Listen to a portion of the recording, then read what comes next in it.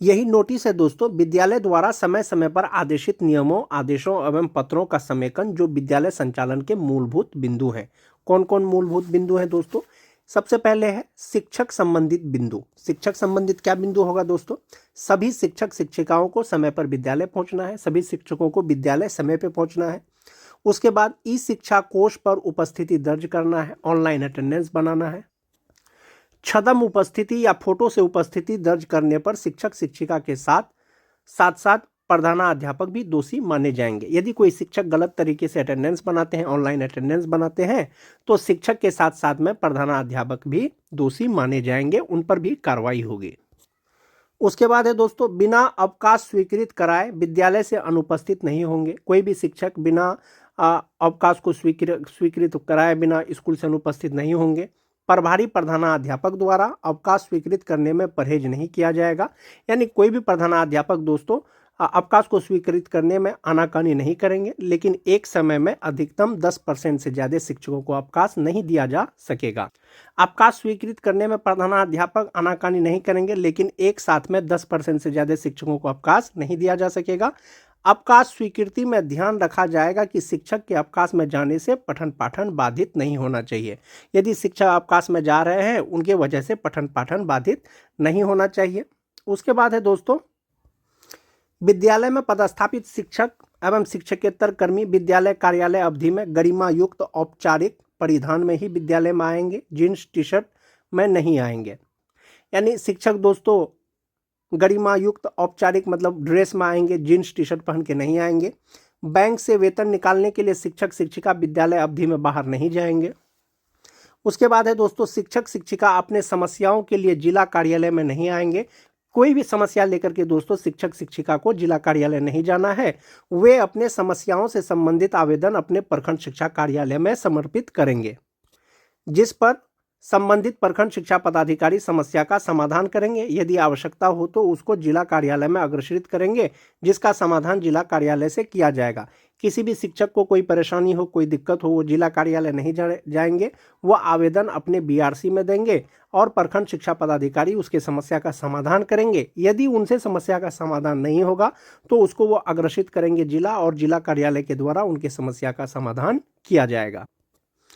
उसके बाद है दोस्तों कि प्रत्येक माह के 25 तारीख तक विद्यालय में पदस्थापित शिक्षक शिक्षिकाओं कर्मियों एवं आधार ऑपरेटर सहित सभी का उपस्थिति विवरणी कार्यालय को उपलब्ध करा दिया जाए। यानी 25 तारीख तक हर हाल में सभी पदस्थापित शिक्षक शिक्षिकाओं का अब्सेंटी कार्यालय में दे देना है, ताकि ससमय वेतन भुगतान किया जा सके। विलंब से गलत या अधूरा उपस्थिति विवरणी उपलब्ध कराने के लिए संबंधित प्रधानाध्यापक जिम्मेवार होंगे। समय से यदि अब्सेंटी जमा नहीं होगा, गलत अब्सेंटी जमा होगा, अधूरा उपस्थिति जमा होगा, तो ऐसी स्थिति में प्रधानाध्यापक जिम्मेवार होंगे।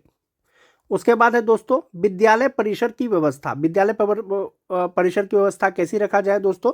विद्यालय अवधि में किसी भी वर्ग कक्ष या भवन में तालाबंद नहीं होना चाहिए। किसी भी कक्षा में तालाबंद नहीं होना चाहिए। अनुपयोगी यानी जो सामान का उपयोग नहीं होता हो, सामग्री को विद्यालय शिक्षा समिति के सहयोग से नीलामी कर दिया जाए। प्रधानाध्यापक कक्ष व्यवस्थित एवं सुसज्जित हो, इसमें सभी शिक्षकों का प्रोफाइल फ्लैक्स पर प्रदर्शित की जाए।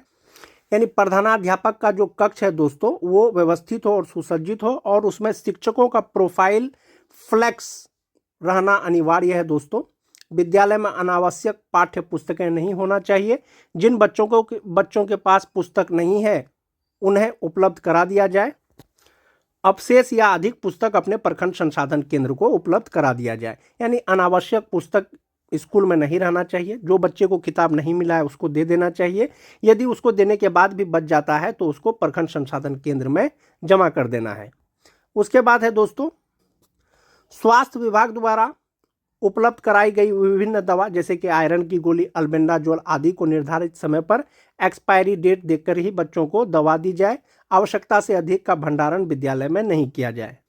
उसके बाद है दोस्तों विद्यालय अवधि में विद्यालय के मुख्य द्वार बंद रखा जाए, ताकि बच्चे विद्यालय अवधि में विद्यालय से बाहर नहीं जाए। दरवाज़ा खुले रहने से कभी कभी बच्चे विद्यालय अवधि में खेलने के लिए बाहर चले जाते हैं या भाग जाते हैं, इसलिए मुख्य द्वार बंद रखा जाए। विद्यालय अवधि में अनाधिकृत प्रवेश वर्जित है। विद्यालय के सुरक्षा को ध्यान में रखते हुए विद्यालय में केवल प्रधानाध्यापक ही प्रेस ब्रीफिंग करने के लिए अधिकृत होंगे, कोई अन्य शिक्षक प्रेस को ब्रीफ नहीं करेंगे।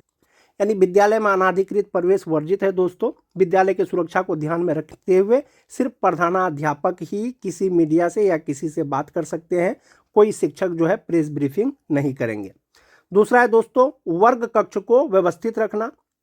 वर्ग कक्ष साफ सुथरा हो, अनावश्यक सामग्री रखी नहीं जाए, यानी कक्षा जो है साफ सुथरा हो, उसमें अनुपयोगी सामान नहीं रखा जाए। वर्ग कक्ष में पंखा और पर्याप्त रोशनी के लिए एलईडी बल्ब अथवा ट्यूबलाइट की व्यवस्था हो तथा बिजली के तार और उपकरण लटकते एवं खराब नहीं होना चाहिए। यानी कक्षा में पंखा हो, रोशनी के लिए पर्याप्त एलईडी बल्ब हो, ट्यूबलाइट हो, और जो तार वार कभी लटकता है दोस्तों कक्षा में उस तरह का नहीं रहना चाहिए, लटकते हुए वायर नहीं रहना चाहिए। बेंच डेस्क व्यवस्थित ढंग से रखा जाए। ब्लैक बोर्ड का कालीकरण प्रत्येक 3 महीना में किया जाए। सभी प्रधानाध्यापक का यह जिम्मेवारी होगा कि प्रत्येक 3 महीने में ब्लैक बोर्ड का कालीकरण किया जाए। विद्यालय में पर्याप्त मात्रा में चौक डस्टर उपलब्ध हो। समय सारणी प्रत्येक वर्ग कक्ष के ब्लैक बोर्ड के बगल में हो। ये बहुत इंपॉर्टेंट पॉइंट है दोस्तों। जो समय सारणी है दोस्तों, रूटीन है, वो सभी कक्षा में ब्लैक बोर्ड के बगल में लगा हुआ होना चाहिए। सभी बच्चों को पोशाक में विद्यालय आने के लिए प्रेरित किया जाए। उसके बाद है दोस्तों पठन पाठन की व्यवस्था। चेतना सत्र का संचालन समय पे किया जाए, जो निर्धारित समय है 9:30 बजे से 10 बजे तक के बीच। सामान्य गतिविधियों के साथ साथ चेतना सत्र में एक प्रेरणादायक श्लोक या वचन, गांधी कथा वाचन, बापू की पाती का पाठन कराया जाए। समय सारणी में सभी शिक्षक शिक्षिकाओं का समावेश कर वर्ग संचालन की व्यवस्था किया जाए।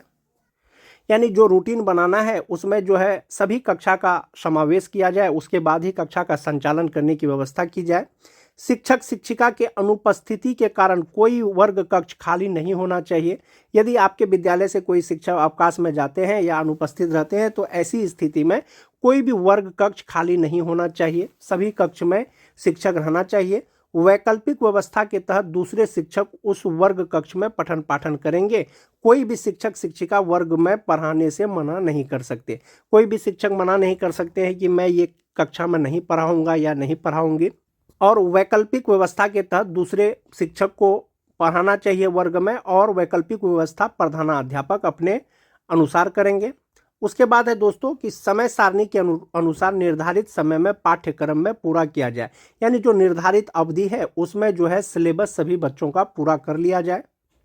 उसके बाद है दोस्तों सभी शिक्षक शिक्षिकाओं के द्वारा पाठ टीका लिखा जाए। यानी लेसन प्लान सभी शिक्षक शिक्षिकाओं द्वारा बनाया जाए एवं पाठ टीका के अनुसार वर्ग का संचालन किया जाए तथा प्रत्येक शनिवार को प्रत्येक शिक्षक शिक्षिकाओं के पाठ टीका का प्रधानाध्यापक प्रभारी प्रधानाध्यापक द्वारा प्रति हस्ताक्षरित किया जाए।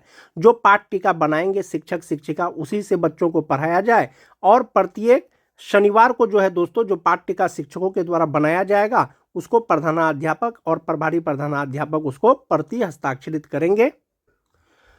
मोस्ट इंपोर्टेंट पॉइंट दोस्तों, प्रधानाध्यापक स्वयं भी पाठ टीका का संधारण करेंगे। जो प्रधानाध्यापक या प्रभारी प्रधानाध्यापक है वे भी पाठ टीका बनाएंगे तथा पाठ टीका घर पर रखे हैं यह बहाना मानने योग्य नहीं होगा। निरीक्षी पदाधिकारी द्वारा मांगे जाने पर पाठ टीका दिखाना होगा।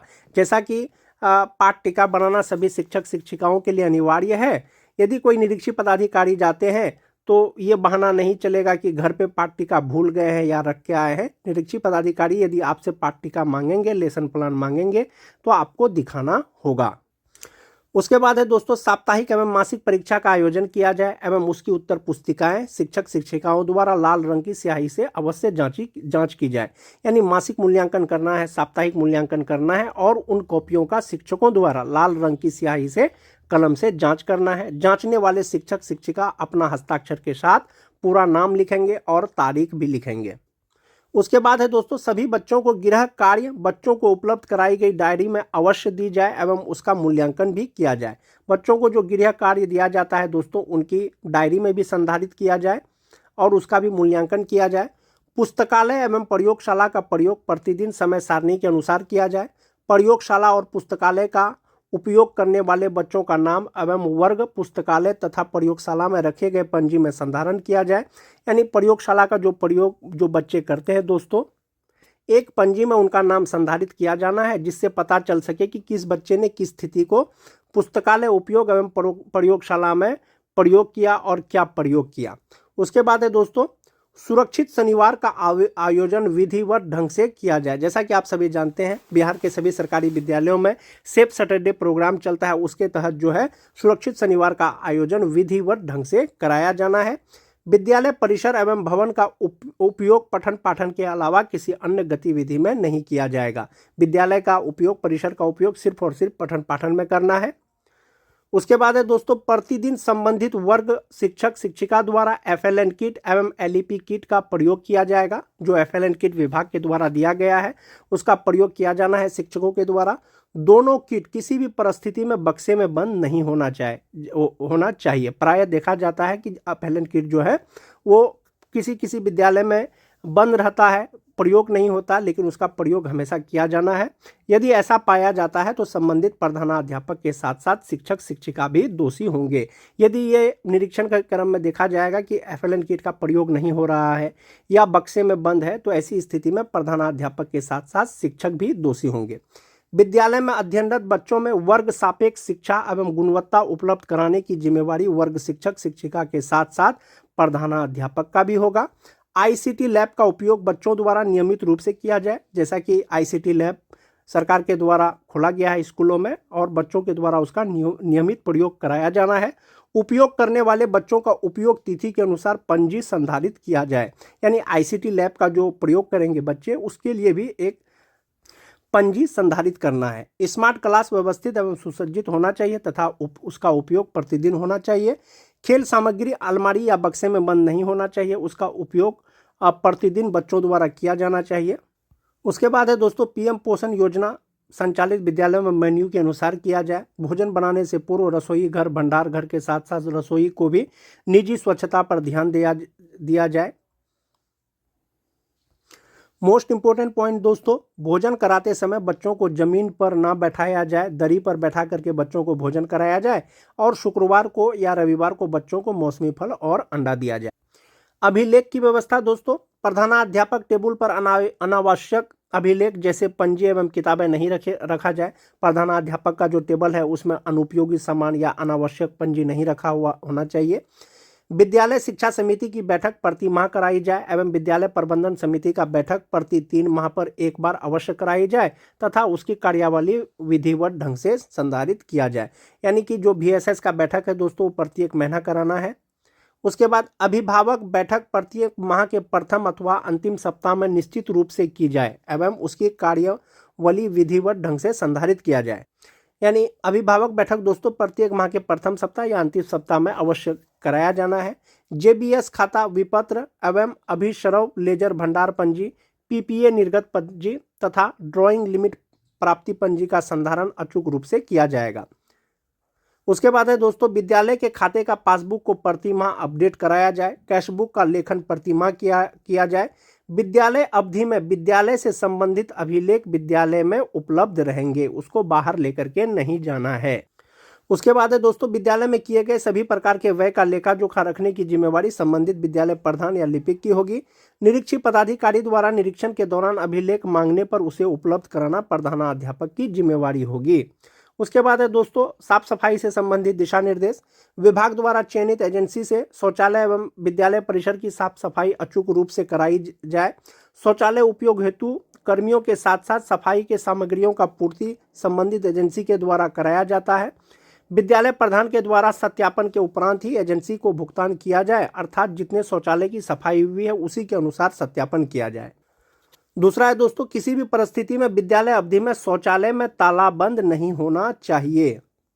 उसके बाद है, शौचालय उपयोग योग्य होना चाहिए, इसका दृढ़ता से अनुपालन किया जाए। पेयजल की व्यवस्था अच्छी होनी चाहिए, विद्यालयों में पेयजल की व्यवस्था अच्छी होनी चाहिए।